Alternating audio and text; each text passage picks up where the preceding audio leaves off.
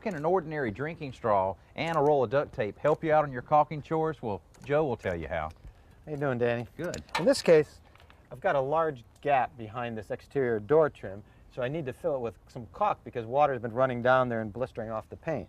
But if you use a typical gun with a cartridge, you can't reach in there because this light fixture's in the way. So what I've done is I've modified the caulking cartridge by adding a flexible drinking straw. Simply duct taped it right to the nozzle, and what that allows me to do is apply caulk directly into the crack. Not only can I reach it now easily, but you can see I can feed the straw all the way in there and deliver caulk way back here where you really need it. Now I can think of a number of applications where you could really use that on the interior as well.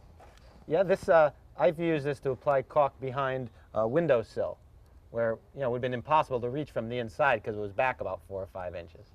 Now, one of the things Joe had to do in modifying the actual end of the tube is he had to cut the end of the drinking straw a little bit to allow it to position over the caulking tube itself. Then the duct tape held it in place so that it would flow real easily.